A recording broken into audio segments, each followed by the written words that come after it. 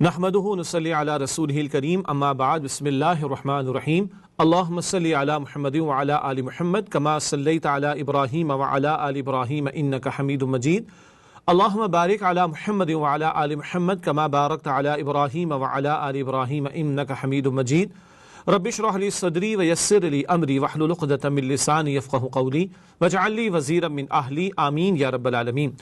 ناظرین کرام السلام علیکم ورحمۃ اللہ وبرکاتہ۔ بیانی سیرت سیریز میں خوش آمدید۔ الحمدللہ نبی اکرم صلی اللہ علیہ وآلہ وسلم کی سیرت مبارکہ کا قدم بقدم ہم مطالعہ کر رہے ہیں، اور آپ کے علم ہے کہ پچھلے نشست میں ہم نے فتح مکہ کے حوالے سے کلام کسی درجے میں مکمل کیا تھا۔ آج انشاءاللہ تعالی فتح مکہ کے فوراً بعد سن 8 ہجری ہی میں غزوہ حنین کا جو معاملہ پیش آیا، پھر غزوہ طائف کا معاملہ پیش آیا، جس کے نتیجے میں پورے سرزمین عرب پر اللہ کا دین غالب ہو گیا، اس پر کلام ہوگا۔ اور پھر سرزمین عرب سے باہر نکل کر سلطنت روما کے خلاف اقدام کا فیصلہ فرمایا نبی اکرم صلی اللہ علیہ وسلم نے سن 9 ہجری میں غزوہ تبوک کے تناظر میں کلام کریں گے انشاءاللہ غزوہ طائف اور غزوہ حنین کے بیان کے بعد۔ آج یہ موضوعات ہیں، غزوہ حنین، غزوہ طائف اور غزوہ تبوک۔ آئیے آج کا مطالعہ شروع کرتے ہیں۔ رمضان مبارک میں فتح مکہ کا معاملہ ہوا 8 ہجری میں، اور 6 شوال 8 ہجری، اللہ اکبر، عید ہم مناتے پہلی شوال کو، ایسے ہی ہے نا، اور 6 شوال کو لشکر گیا ہوگا تو عید کہاں گزری ہوگی، تیاریاں کیسے ہوئی ہوں گی، اندازہ کیا جا سکتا ہے۔ یہ بھی بڑا قیمتی نکتہ ہے، دلچسپ نکتہ ہے۔ نبی کریم صلی اللہ علیہ وآلہ وسلم کے دور میں رمضان مبارک میں بدر بھی ہوا، رمضان مبارک میں فتح مکہ کا معاملہ بھی ہوا، شوال کے مہینے میں احد کا میدان، شوال کے مہینے میں احزاب کا میدان، شوال کے مہینے میں غزوہ حنین کا معاملہ۔ اندازہ کیجئے تو پھر وہ رمضان اور وہ عیدیں رسول پاک علیہ السلام کے دور میں کہاں گزری ہوں گی، خوشیاں بھی منائی گئی ہوں گی، مگر کن تیاریوں میں وہ صرف ہوئی ہوں گی، اندازہ کیا جا سکتا ہے۔ 6 شوال 8 ہجری غزوہ حنین کا معاملہ پیش آیا ہے۔ فتح مکہ کے بعد بعض اڑیل طاقت اور متکبر قبائل کو چھوڑ کر بقیہ سارے قبیلوں نے سپر ڈال دی تھی، یعنی ہار مان لی تھی، اور وہ تابع ہو گئے تھے مسلمانوں کے۔ ان اڑیل قبیلوں میں حوازن اور ثقیف سر فہرست ہیں۔ ثقیف کا معاملہ طائف کا اور حوازن کا معاملہ ابھی ذکر ہو جائے گا، حنین کے تعلق سے ان کا معاملہ پیش آیا ہے۔ ان قبیلوں کا مسلمانوں پر یلغار کا فیصلہ اور حنین کی وادی کے قریب پڑاؤ۔ انہوں نے کہا کہ بھائی باقی لوگوں نے سپر ڈال دیے، باقی لوگ تو سرنڈر کر چکے، ہم ذرا طاقتور لوگ ہیں، ہمارے تیر انداز بھی بہت، ہم لڑنے والے بھی ہیں، ہم بہادر بھی ہیں، ہم ڈٹ کر مقابلہ کریں گے مسلمانوں کا۔ یہ ہے وہ جو ہے نا جنگ کا اعلان ان لوگوں کی طرف سے۔ چنانچہ حنین کی وادی کے قریب یہ حوازن کے قبیلے نے، ان کے افراد نے، تیر اندازوں نے پڑاؤ ڈالا ہے اور مسلمانوں پر حملے کے لیے تیار بیٹھے ہیں۔ شوال 8 ہجری کو رسول اللہ صلی اللہ علیہ وسلم کی مکہ سے حنین کی طرف 12,000 فوج کے ساتھ روانگی۔ بات معروف ہے، 10,000 کا لشکر تھا 8 ہجری ہی میں رمضان مبارک میں فتح مکہ کے موقع پر، اور اب یہ کچھ اور لوگ بھی ایمان لا چکے، بلکہ بہت سارے لوگ ایمان لا چکے ہیں، تو اب 12,000 کا لشکر ہے جو جا رہا ہے مسلمانوں کا حنین کی وادی کی طرف، جہاں حوازن کے قبیلے کے افراد موجود ہیں۔ حنین کے قریب پہنچنے پر اسلامی لشکر پر دشمن کے تیر اندازوں کا اچانک حملہ، اور بڑے شدید قسم کے انہوں نے حملے کیے مسلمانوں پر، اور کئی مسلمان شہید بھی ہوئے ہیں۔ مسلمانوں کی صفوں میں بھگدڑ مچی اور رسول اللہ صلی اللہ علیہ وسلم نے پکارا۔ کیا پکارا میں عرض کرتا ہوں انشاءاللہ تعالی۔ البتہ جو آیت ہم نے پہلے پیش کی تھی آپ کے سامنے سورہ توبہ کی، ہوا کیا، اللہ پہلے بھی تمہاری مدد فرما چکا ہے، تم دل چھوٹا نہ کرو۔ کس موقع پر؟ حنین کے موقع پر، جب تمہیں کچھ اپنی کثرت پر ناز ہو گیا تھا، لیکن پھر کیا ہوا، ایک وقتی توبہ مشکل تم پر آئی، اور اللہ تعالیٰ نے سمجھا دیا، اللہ تعالیٰ نے واضح فرما دیا۔ تربیت فرمانا چاہیے کہ دیکھو اپنی تعداد پر تمہیں کوئی تکبر نہ ہو جائے، اپنی تعداد پر تمہیں کوئی ناز نہ ہو جائے، بلکہ تمہاری نسبت تو اللہ کے ساتھ ہے، تمہاری نگاہ بھی اللہ کی طرف، اس کی نصرت کی طرف ہونی چاہیے۔ تم 12,000 تھے، وہ سامنے 4,000، دیکھو ابتداء ان کو کچھ تمہارے اوپر غلبہ پانے کا موقع مل گیا، یہ تربیت کے لیے تھا، پھر اللہ تعالیٰ کی مدد بھی آئی۔ البتہ اولاً اب جب انہوں نے تیر اندازی کی ہے اور تیر چلائے مسلمانوں پر، تو کئی مسلمان صحابہ اکرام جو ہیں وہ شہید بھی ہوئے ہیں، اور مسلمانوں کی صفوں میں بھگدڑ مچی، تو اللہ کے رسول علیہ الصلوۃ والسلام نے پکارا ہے، یہ بھی پکارا، الیہ عباد اللہ، اے اللہ کے بندوں میری طرف آؤ۔ آپ کو یاد ہوگا احد کا میدان تھا، جب بھگدڑ مچی تھی، تب بھی اللہ کے نبی نے پکارا، اور صحابہ اکرام کہہ رہے تھے رضی اللہ تعالی عنہم اجمعین کہ اللہ کے نبی علیہ السلام نے اپنی بہادری شجاعت کے جوہر ہمارے سامنے پیش کیے، اور ہم اللہ کے رسول علیہ السلام کے پیچھے جا کر گویا کہ پناہ لیا کرتے تھے۔ یہ شجاعت و بہادری نبی مکرم صلی اللہ علیہ وسلم کی حیات طیبہ میں بھی ہمیں دکھائی دیتی ہے۔ اور آپ نے فرمایا کہ انا نبی لا کذب، میں اللہ کا نبی ہوں، میں جھوٹ نہیں بولتا، میں عبد المطلب کا بیٹا ہوں۔ الی عباد اللہ، میں اللہ کے بندوں میری طرف آؤ، میری طرف آؤ۔ جب یہ پکار اللہ کے نبی علیہ السلام نے لگائی، پھر صحابہ کرام نے ایک دوسرے کو پکارا، انصار نے بھی پکارا، سب نے مل کر پکارا، تو مسلمانوں کو پھر سے جو ہے وہ ریوائیو ہونے کا موقع ملا، پھر اللہ تعالیٰ کی مدد بھی آئی ہے۔ البتہ دھواں دھار جنگ کا آغاز ہوا، اور اسی دوران میں آپ صلی اللہ علیہ وسلم نے زمین سے ایک مٹھی مٹی لے کر دشمن کی طرف پھینکی اور فرمایا شاہت الوجوہ، یعنی چہرے بگڑ جائیں۔ یہ آپ کو یاد ہوگا بدر کے میدان میں بھی ایسا ہوا، یہ یہاں پر بھی ہوا، اور جب بدر کے میدان میں ایسا ہوا تھا تو رب تعالی نے سورہ انفال میں فرمایا ہے وما رمیت اذ رمیت ولکن اللہ رما، اے نبی مٹی آپ نے نہیں پھینکی، مٹی تو اللہ نے پھینکی، ہاتھ نبی مکرم علیہ السلام کا تھا، پھونک آپ نے ماری ہے، شاہت الوجوہ آپ نے پڑھا ہے، چہرے بگڑ جائیں آپ نے کہا ہے، مگر بدر میں بھی جب یہ ہوا تو رب نے کہا یہ ہم نے کیا۔ گویا نبی علیہ السلام کی نصرت پر رب تعالی موجود ہے، رب کائنات موجود ہے، اور ایمان والے جب قتل کر رہے تھے بدر میں تو رب نے یہ بھی کہا تھا سورہ انفال کی آیت نمبر 16-17 میں فَلَمْ تَقْتُلُوهُمْ وَلَكِنَّ اللَّهَ قَتَلَهُمْ، تم نے قتل نہیں کیا مسلمانوں، انہیں اللہ نے قتل کیا ہے۔ جب اہل ایمان اپنا سب کچھ لٹا کر اللہ کی راہ میں کھڑے ہوں، اللہ کے دین کی دعوت، اس کے دین کی نصرت، اس کے دین کے غلبے کی جد و جہد کے لیے، اس ساری محنت کو اللہ اپنی طرف نسبت دیتا ہے۔ خیر یہاں بھی مٹی اٹھائی نبی علیہ السلام نے، پھینکی ان کی طرف، شاہت الوجوہ کہہ کے چہرے بگڑ جائیں۔ یہ مٹھی بھر مٹی اس طرح پھیلی کہ دشمن کا کوئی آدمی ایسا نہ تھا جس کی آنکھ اس سے بھر نہ گئی ہو۔ اس کے بعد دشمن کی قوت ٹوٹتی چلی گئی اور ان کا کام زوال پذیر ہوتا چلا گیا۔ فتح کے بعد پیٹ بھاگتے دشمن کا تعاقب، اللہ کے نبی علیہ السلام کی فراست کو دیکھیے۔ آپ کو یاد ہوگا احد کے میدان میں بھی ایسا ہوا تھا، دشمن بھاگا تھا لیکن نبی علیہ السلام نے تعاقب میں صحابہ کرام کو بھیجا کہیں پلٹ کر واپس نہ آ جائیں، ان کو ان کی غلطی کا احساس نہ ہو جائے کہ یہ اکبار کی پھر مسلمانوں پر حملہ کیوں نہ کر دے، معاذ اللہ۔ اللہ کے نبی نے یہاں پر بھی مسلمانوں کو حکم دیا کہ جاؤ ان کا جو ہے وہ پیچھا کرو تاکہ ان کی دوبارہ واپس لوٹنے کی ہمت نہ ہو۔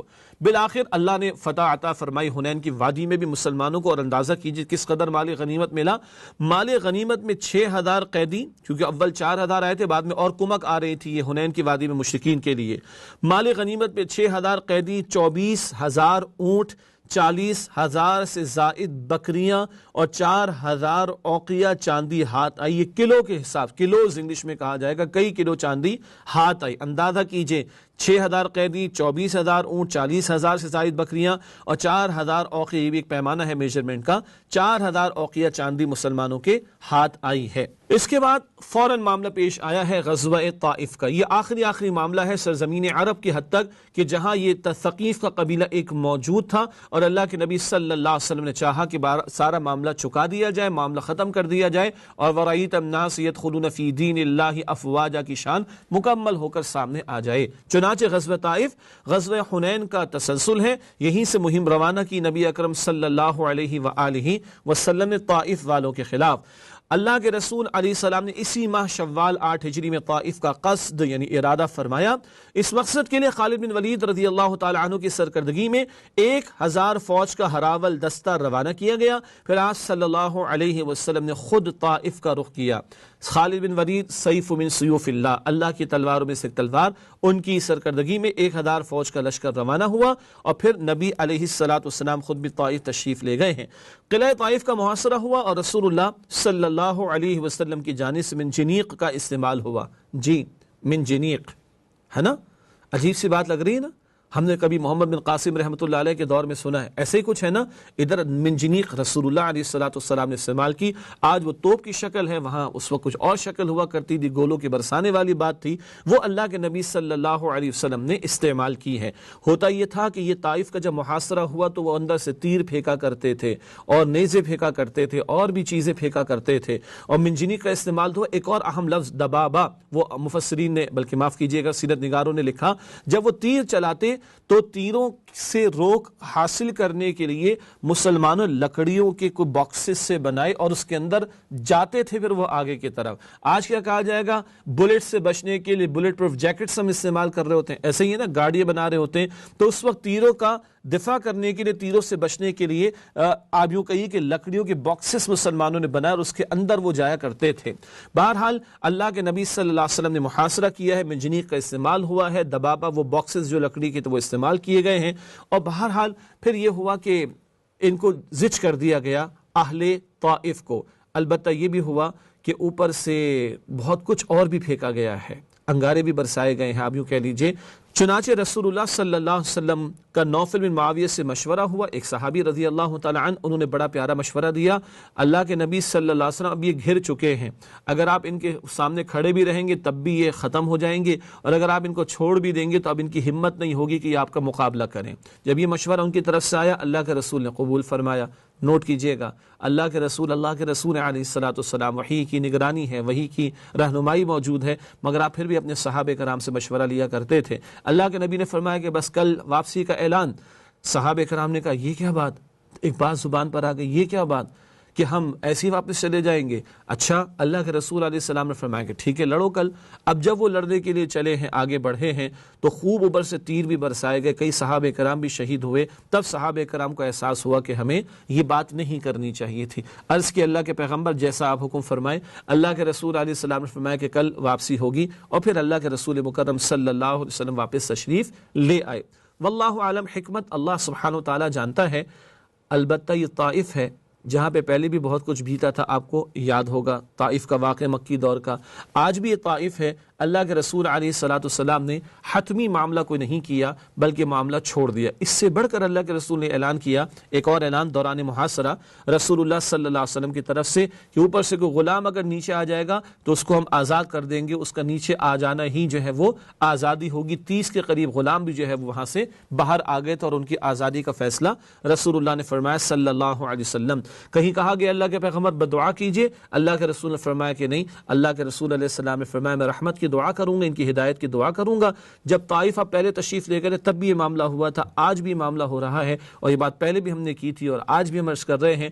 بعد میں یہ قبیلہ مسلمان ہوتا ہے، اور محمد بن قاسم رحمۃ اللہ علیہ وہ ثقفی ہیں، ثقیف قبیلہ یہاں پر آباد تھا، اور سندھ میں جو اسلام کا داخلہ ہوا ہے، اسلام کی تعلیم پہنچی ہے، وہ محمد بن قاسم رحمۃ اللہ علیہ کے ذریعے سے، جو ثقیف قبیلے سے تعلق رکھتے تھے، جو اسی طائف میں آباد تھا۔ یہ دعا کر کے نبی مکرم علیہ السلام واپس تشریف لے آئے۔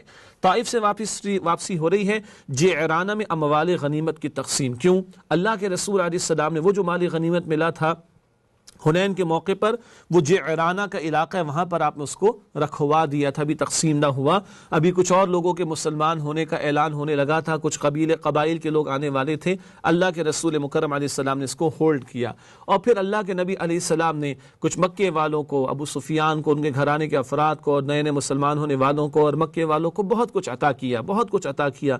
مقصد کیا تھا؟ ان کی دل جوئی ہو جائے۔ مقصد کیا تھا؟ ان کے دلوں کی دل جوئی کے نتیجے میں ان کو اسلام پر استقامت مل جائے گی۔ یہ بات ہو ہی رہی تھی کہ کہیں سے یہ بات بھی چلتی ہوئی آئی، بات سننے میں آئی کہ انصار حزن اور اضطراب کا شکار ہیں۔ انصار مدینہ کچھ بات زبان پر آ ہی گئی کہ ہم وہاں سے آئے ہیں، محنتیں ہم نے کی ہیں، اور ہم نے قربانیاں بھی دی ہیں، سب کچھ بھی ہم نے کیا، اور یہاں معاملہ یہ ہے کہ فلاں کو اتنا دیا گیا، فلاں کو اتنے کلو چاندی دی گئی، فلاں کو اتنی بکریاں دے دی گئی، فلاں کو یہ منصب دے دیا گیا۔ فطری معاملہ تھا، ایک بات دل میں آ گئی تو کچھ لوگوں کی زبان پر آ گئی۔ جب یہ بات اللہ کے نبی علیہ السلام کو پتہ چلی، آپ نے فوراً ایکشن لیا، اور آپ نے سب کو جمع فرمایا، سب جمع ہو جائیں انصار مدینہ۔ اللہ کے نبی علیہ السلام نے خطاب کیا، تفصیل کا تو موقع نہیں، اس خطاب کے چند جملے، اور اس کو میں عرض کروں کہ یہ رسول اللہ صلی اللہ علیہ وآلہ وسلم کی سب سے زیادہ جو موٹیویشنل اور ایموشنل اسپیچ کہا جا سکتا ہے ان میں سے ایک ہے۔ یعنی بے حد آپ اس کو کہیے، اس میں ترغیب بھی ہے، تشویق بھی ہے، اور جذبات کو ابھارنے والی بات بھی ہے۔ رسول اللہ علیہ السلام نے فرمایا کہ میں نے سنا کہ تم نے ایسے ایسے کہا ہے کہ ہاں انصار کو نہیں ملا اور نئے آنے والوں کو، نئے قبول کرنے والوں کو دے دیا گیا، تو اللہ کے رسول علیہ السلام نے فرمایا کہ اگر تم یہ کہتے ہو تو تم سچ کہتے ہو۔ اللہ اکبر، تم سچ کہو گے۔ اگر تم یہ کہو گے تو تم سچ کہو گے کہ تم کہو کہ جب لوگوں نے آپ کی تصدیق نہیں کی بلکہ آپ کی تکذیب کی تو ہم نے آپ کی تصدیق کی، اور ہم نے آپ کو بلایا۔ جب لوگوں نے آپ کو آپ کے گھر سے نکالا تو ہم نے آپ کو ٹھکانہ دیا، ہم نے اپنی جان اور مال اور اولاد سے بڑھ کر آپ کی مدد کی۔ تمہیں حق ہے تم یہ کہو، تمہیں حق ہے کہ تم یہ کہو، مگر تم یہ نہیں دیکھتے، کیا تم یہ نہیں چاہتے کہ یہ مکے کے نئے لوگ جو ایمان لائے ہیں، یہ نئے لوگ جو اسلام قبول کر چکے ہیں، ان کو مال مل جائے، یہ مال کو لے جائیں، یہ اونٹ لے جائیں، یہ بکریاں لے جائیں، یہ چاندی لے جائیں، یہ سب کچھ لے جائیں، اور تو محمد رسول اللہ صلی اللہ علیہ وسلم کو اپنے ساتھ لے جاؤ مدینہ شریف کی طرف۔ اللہ اکبر۔ فرمایا کہ دیکھو میں تم سے ہوں، تم مجھ سے ہو، سارے لوگ جس راہ پر چلنا چاہیں چلیں، لیکن انصار جس راہ پر چلیں گے میں اس راستے پر چلوں گا۔ اے اللہ انصار پر رحمت نازل فرما، ان کی بیویوں میں، ان کی اولاد میں، ان کے گھروں میں رحمت نازل فرما۔ کیا تم اس پر خوش نہیں ہو کہ تم محمد رسول اللہ صلی اللہ علیہ وسلم کو اپنے ساتھ لے جاؤ؟ یہ کہنا تھا، اور ہزاروں قطار روئے ہیں انصار مدینہ، دھاڑے مار مار کر روئے انصار مدینہ۔ اور اللہ کے رسول کا وعدہ بھی تو تھا، فتح مکہ کے بعد کی بھی تو بات کر لیجئے۔ اللہ کے رسول علیہ السلام کا وعدہ تھا میں تم سے ہوں، تم مجھ سے ہو۔ اور پھر اللہ کے رسول چند دنوں کے بعد ابھی ذکر کرتے ہیں انہی انصار مدینہ کے ساتھ مدینہ شریف واپس لوٹ گئے۔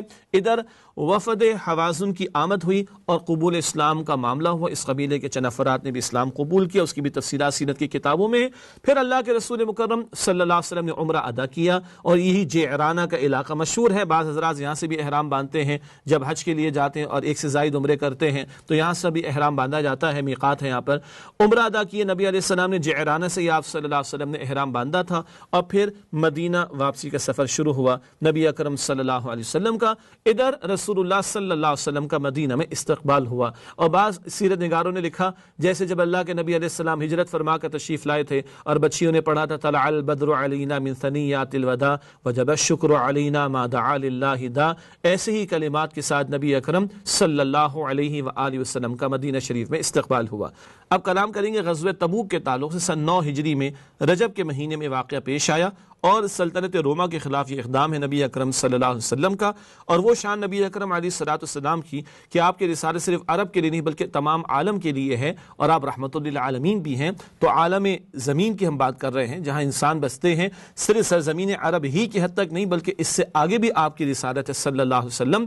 چنانچہ آپ کا مشن جو ہم بار بار بیان کر چکے، لیظہرہ علی الدین کلہ، سورہ صف کی آیت نمبر 9 میں بھی ذکر آتا ہے، تاکہ کل نظام زندگی پر آپ اللہ کے دین کو غالب کر دیں۔ سرزمین عرب کی حد تک تو یہ معاملہ فتح مکہ، غزوہ حنین اور غزوہ طائف کی صورت میں ہو گیا۔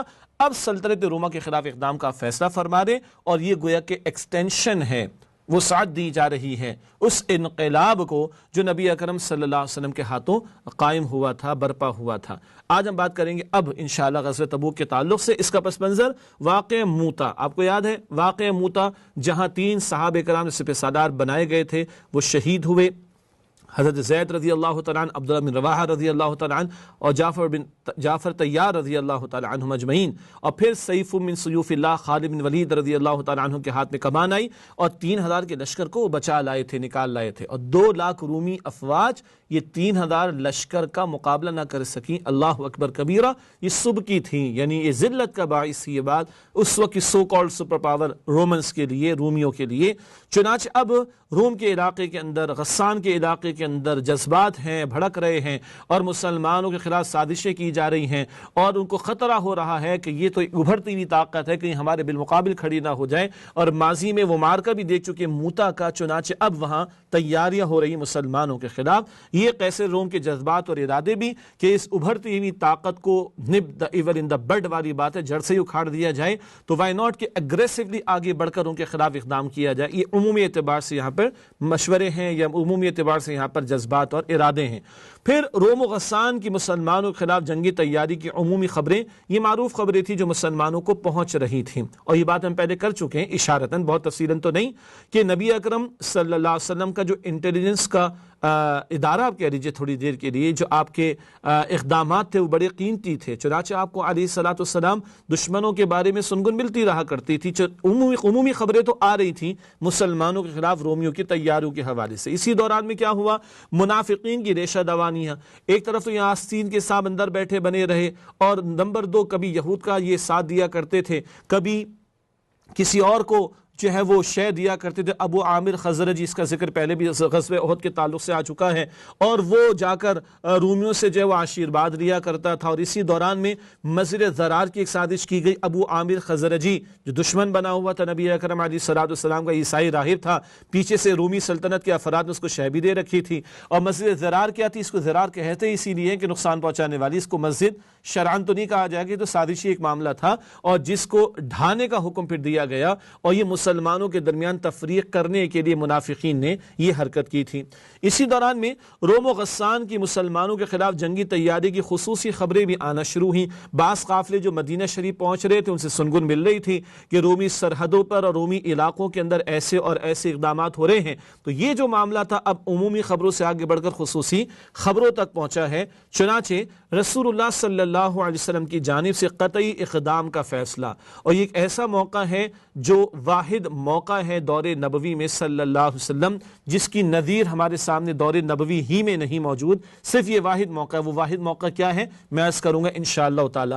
یہ قطعی اقدام کیا تھا؟ اللہ کے نبی علیہ السلام نے خود فیصلہ فرمایا کہ ہم پہلے جا کر ایگریسیولی ان کے سامنے کھڑے ہوں گے اور ان کا مقابلہ کریں گے، اس سے پہلے کہ وہ ہمارے اوپر چڑھائی کرنے کی کوشش کریں ہم آگے بڑھ کر دیکھ لیں گے۔ اس سے پتہ چلا جب تک مسلمان کے پاس طاقت نہیں ہوتی وہ جھیلتا و برداشت کرتا ہے۔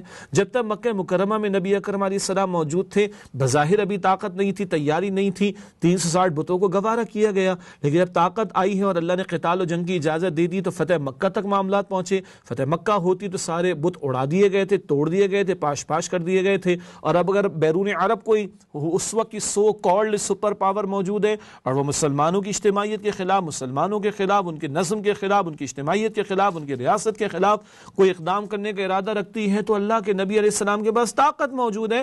آپ علیہ السلام نے اگریسیولی اس کو کاؤنٹر کرنے کا ارادہ کیا۔ یہ حتمی اقدام اور قطعی اقدام کا فیصلہ ہے جو آپ صلی اللہ علیہ وسلم نے فرمایا۔ چنانچہ رومیوں سے جنگ کے لیے تیاری کا اعلان کر دیا نبی اکرم صلی اللہ علیہ وسلم نے، اور آپ نے واضح طور پر اعلان کیا ہمارا ارادہ روم کے خلاف جنگ کرنے کا ہے۔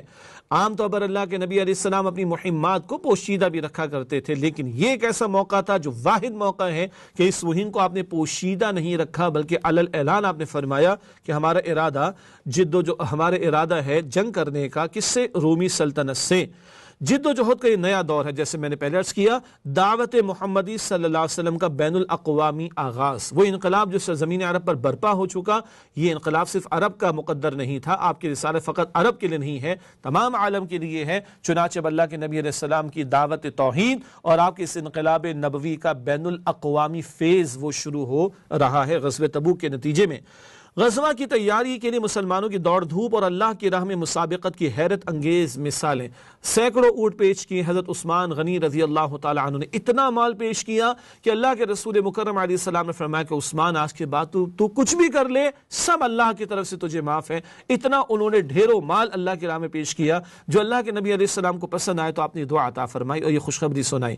ساتھ ہی مسابقت لگی ہوئی ہے، ایک مسابقت ہمارے یہاں، ایک کمپٹیشن ہمارے یہاں ہے، ہم سب کو سورہ تکاثر آتی، الہاکم التکاثر حتی زرتم المقابر، کثرت کی خواہش نے تمہیں ہلاکت میں غفلت میں ڈال دیا یہاں تک کہ تم نے قبریں جا دیکھی۔ ہم بھی دوڑ میں لگے ہوئے ہیں، میرا چھوٹا ہے اس کا بڑا تو میں بھی بڑا بنگلہ بنا لوں، میری چھوٹی اس کی بڑی گاڑی میں بھی بڑی گاڑی حاصل کر لوں۔ دوڑ صحابہ کرام کے درمیان بھی لگی ہوئی ہے۔ آدھے گھر کا مال لے کر چلے سیدنا عمر فاروق رضی اللہ تعالی عنہ، آدھے گھر کا مال لے کے چلے اس ارادے کے ساتھ کہ آج میں ابو بکر صدیق کو پیچھے چھوڑ دوں گا۔ اللہ اکبر! کہاں پیچھے چھوڑ دوں گا؟ نیکی کے معاملے میں، صدقہ پیش کرنے کے معاملے میں، راہ خدا میں خرچ کرنے کے معاملے میں۔ جب پہنچے تو صدیق اکبر ہی تھے، وہ آگے ہی تھے، پورے گھر کا مال لا کر پیش کر دیا۔ نبی علیہ السلام نے دریافت فرمایا صدیق کیا چھوڑ کر آئے؟ کہا اللہ اور اس کے رسول کو چھوڑ کر آئے ہوں۔ اللہ اکبر کبیرہ! اور سیدنا عمر کہتے ہیں رضی اللہ تعالی عنہ میں کیا ان کی برابری کروں، بس یہ مجھے اپنی ہجرت کی ایک رات دے دیں، اللہ اکبر، اور میری ساری نیکیاں مجھ سے لے لیں، میرے لیے کافی ہو جائے گا۔ اللہ اکبر! کیسی کیسی مثالیں۔ ایک صحابی رات بھر ایک یہودی کے باغ میں مزدوری کر، مال و اسباب تو تھا نہیں، گھر میں بھی فاقے تھے، رات بھر ایک یہودی کے باغ میں محنت مزدوری کی، چند کھجوریں ملی، کچھ گھر والوں کی بھی وہاں فاقہ تھا اور کچھ لے کر اللہ کے نبی کی خدمت میں پیش ہوئے، حاضر ہوئے۔ جب سارا ڈھیروں مال دیکھا ہوگا تو بڑے پریشان، اللہ کے رسول علیہ السلام نے بلایا اور یہ اپنے مبارک ہاتھوں سے چند کھجوریں اس پورے ڈھیر کے ٹاپ پر رکھ دی۔ اللہ اکبر! اخلاص کی قبولیت ہے اللہ کے ہاں، قابلیت کا معاملہ نہیں، قبولیت کا معاملہ ہے، اخلاص کی اہمیت اللہ سبحانہ و تعالیٰ کے ہاں۔ ایسی حیرت انگیز مثالیں وہاں پر پیش ہوئیں۔ اور ابتدا میں ایک آیت ہم نے پیش کی تھی، منافقین تو کسی سے بھی خوش نہیں، معاذ اللہ، کہتے تو ہو اتنا مال خرچ کریں دکھاوے کے لیے، استغفر اللہ، اور کہہ رہے ہو یہ کھجورے لے کے چلے سلطنت روموں کو فتح کرنے کے لیے۔ یہ ان کا باطن کا بغض اور خبث اور گندگی اس موقع پر زبان پر آ رہی ہے۔ یہ بدلتے حالات میں جب تقاضے آتے ہیں تو منافقین کا نفاق کھل کر پھر سامنے آ جاتا ہے۔ نفیر عام کا معاملہ، جیسے یہ پہلا موقع ہے کہ اس مہم کو اللہ کے رسول نے پوشیدہ نہیں رکھا، اعلانیہ طور پر اعلان فرمایا کہ ہم جا رہے ہیں روم کی طرف، اسی طرح نفیر عام کا معاملہ پہلی مرتبہ ہوا۔ سورۃ التوبہ میں اس کی تفصیلات آتی ہیں۔ نفیر عام کا معاملہ ہر ایک کا نکلنا لازم ہے، ہاں عورتوں پر نکلنا لازم نہیں، بیمار ہے معذور ہے لازم نہیں، باقی ہر ایک مرد کے لیے نکلنا لازم کیا گیا تھا۔ باقی ایک بات آ چکی، جن کے پاس سواریاں ہی نہیں ہیں ان کو پھر معذرت دی گئی، اس سے کہ سواریاں نہیں تو کیسے ان کو لے کے جایا جائے گا، البتہ باقی سب کا نکلنا لازم تھا۔ یہ واحد ایک ہی مثال ہے دور نبوی صلی اللہ علیہ وسلم میں جب ہر ایک کا نکلنا لازم کیا گیا، جس کو نفیر عام کہا جاتا ہے۔ یوں 30,000 افراد پر مشتمل اسلامی لشکر کی تبوک کی طرح روانگی ہوئی، اور اس سے بڑا اجتماع کبھی بھی دور نبوی میں نہیں ہوا، اس سے بڑا لشکر کبھی دور نبوی میں نہیں نکلا۔ یہ سب سے بڑا لشکر ہے جو نبی مکرم صلی اللہ علیہ وآلہ وسلم کی حیات طیبہ میں روانہ ہوا، 30,000 صحابہ کرام کا لشکر۔ ناظرین کرام، اس غزوہ تبوک کے معاملے کو، اس لشکر کو، اس مہم کو جیش العسرہ بھی کہتے ہیں۔ جیش لشکر کو کہا جاتا ہے، عسرہ عسر مشکلات سے، ایسا جیش ایسا لشکر جو کئی مشکلات میں مبتلا تھا، کئی مشکلات کے ساتھ گیا ہے۔ طویل سفر ہے اور تبوک تک جانا ہے، سینکڑوں میل کا سفر ہو جائے گا، شدید گرمی کا معاملہ ہے، مزید برآں کھجور کی فصل تیار، اگر اس کو اتارا نہ جائے تو ضائع ہونے کا اندیشہ ہو سکتا ہے۔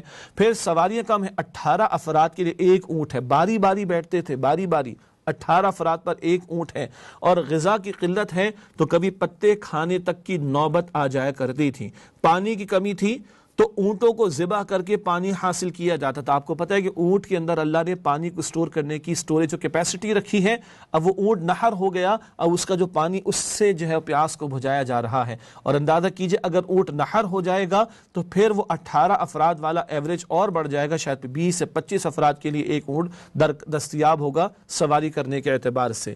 یہ وہ معاملات ہیں جن کو کہا جائے گا کہ مشکلات کا یہ شدید معاملہ ہے، اور اس کو جیش العسرہ کہا گیا، ایسا لشکر جو بڑی مشکلات کے موقع پر نکلا ہے اللہ سبحانہ وتعالی کی راہ میں۔ اس کے بعد اسلامی لشکر کی تبوک آمد، یہ تبوک کا علاقہ، اور اللہ کے رسول صلی اللہ علیہ وآلہ وسلم کا نہایت بلیغ خطبہ، اللہ کی فرمانبرداری کی تلقین، اللہ سبحانہ وتعالی کے انعامات کی بشارتوں کا ذکر، اللہ سبحانہ وتعالی کے عذاب سے نبی علیہ السلام نے ڈرایا، یہ ہے کہ اسلامی فوج کا شعار اور مزاج۔ جب وہ اللہ کی ایک فوج، اللہ مسلمانوں کی فوج میدان میں اترتی ہے اللہ کی فرمانبرداری کرتے ہوئے، اللہ نے جو وعدے کیے ہیں ان کا یقین کرتے ہوئے، اور اگر میدان چھوڑیں گے اور اپنے امیر کی بات نہیں مانیں گے، قتال سے جی چرائیں گے، تو پھر اللہ کے عذابوں کا ڈراوا بھی دیا جا رہا ہے۔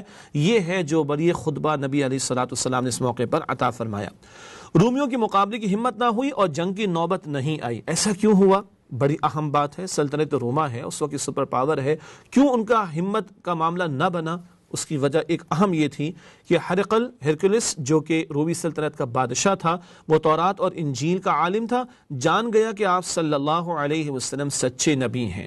اور یہ عجیب بات ہوتی ہے، سلطنتوں کو چلانے والے بالکل کورے لوگ تو نہیں ہوتے، کبھی نجاشی بھی تھے رحمت اللہ علیہ، وہ بھی بادشاہ تھے اور تورات اور انجیل کے جاننے والے تھے، جب ان کے سامنے قرآن پیش ہوا وہ تو ایمان بھی لے آئے تھے۔ مشہور واقعہ ہم سب کو یاد ہے، ہرقل کا معاملہ یہ کہ اس نے دل سے تو جان لیا تھا مگر اس نے قبول نہیں کیا، یہ ایک الگ بحث ہے، چنانچہ وہ اعتراف کر گیا نبی اکرم علیہ السلام کی صداقت کا، اور اس کی ہمت نہ ہوئی۔ ظاہری بات ہے جب بادشاہ یا سپہ سالار وہی اگر رک جائے گا تو فوج کیسے آگے بڑھے گی، تو وہ قائل ہو گیا تھا آپ کی صداقت کا، اس نے اعلان نہیں کیا، قبول نہیں کیا، ایک الگ بحث ہے، چنانچہ ہمت نہ ہوئی کہ وہ جنگ کرتا۔ چنانچہ اللہ کے نبی علیہ السلام گئے ہیں، وہاں پر آپ نے قیام کیا ہے، اور اللہ کے رسول علیہ السلام وہاں پر ٹھہرے ہیں، 20 دن آپ ٹھہرے ہیں وہاں پر، اور قبائل سے آپ نے معاہدات کیے ہیں۔ چنانچہ حالات کو دیکھتے ہوئے روم کے بعض قبائل کی طرف سے مسلمانوں کی حمایت کا فیصلہ ہوا، جب پہلے بھی مسلمانوں کی جو ایک دھاگ بیٹھ چکی تھی، موتا کا معاملہ، 3000 مسلمان اور 2 لاکھ رومی افواج، اور 2 لاکھ رومی افواج ان کا کچھ بگاڑ نہ سکے، یہ دھاگ بیٹھ چکی ہے، اور اب ہرقل خود جو ہے وہ ہمت نہیں کر پا رہا مقابلہ کرنے کی۔ مسلمان وہاں پر 20 دن تک موجود رہے ہیں لیکن ہمت نہ ہوئی، تو یہ دھاگ بیٹھ چکی ہے مختلف قبائل پر، چنانچہ انہوں نے مسلمانوں سے معاہدات کی اور مسلمانوں کی حمایت کا فیصلہ کیا ہے۔ اسلامی حکومت کی سرحدوں کی وسعت اور روم کے اعلی کاروں کا بڑی حد تک خاتمہ ہو گیا. ایک تو دھاک بیٹھ گئی. البتہ کچھ علاقوں کے اندر کچھ سر اٹھانے کے امکانات تھے تو نبی اکرم صلی اللہ علیہ وسلم نے چھوٹے چھوٹے دستے ان علاقوں کے اندر بھیجے ان کی سرکوبی کرنے کے لیے. آپ صلی اللہ علیہ وسلم نے 20 دن تبوک میں قیام فرمایا. آنے جانے میں کل 30 دن لگے. یاد آیا آپ کو؟ کل 50 دن ہو گئے. 15 دن جانے کے، 15 دن آنے کے اور 20 دن تبوک میں قیام کے، کل 50 دن. یہ 50 دن کا معاملہ رہا لشکر کے جانے اور آنے کا. وہ 3 صحابہ کعب بن مالک رضی اللہ تعالیٰ عنہ، ہلال بن امیہ رضی اللہ تعالیٰ عنہ، مرارہ بن ربیع رضی اللہ تعالیٰ عنہ، ان کا 50 دن کا بائیکاٹ ہوا. سلام کا جواب نہیں دیتے تھے صحابہ کرام اور نبی اکرم علیہ الصلوۃ والسلام. چند دنوں کے لیے بیویوں کو بھی کہا کہ الگ ہو جاؤ، طلاق کا معاملہ نہیں، خلا کا معاملہ نہیں، الگ ہو جاؤ. 50 دن تک یہ سوشل بائیکاٹ رہا اور پھر ان کی توبہ کی قبولیت کا اعلان ہوا. 50 دن میں نے اس لیے عرض کیا تھا کہ لشکر کا جانا آنا اور 20 دن کا قیام کل 50 دن بنتے ہیں. لشکر اسلام کی مدینہ واپسی، اور جب مدینہ واپسی ہوئی تو سورہ توبہ کی تفصیلی ہدایات اور تفصیلی ہدایات کے ساتھ ساتھ کئی آیات اللہ سبحانہ وتعالی نے عطا فرمائی اور منافقین کا پول اس میں کھولا گیا ہے. چنانچہ ذکر ہے کہ غزوہ کے بعد منافقین کا جھوٹے بہانوں کا معاملہ کہ ہمارے ساتھ ایسا معاملہ، ہمارے ساتھ ویسا معاملہ ہو گیا.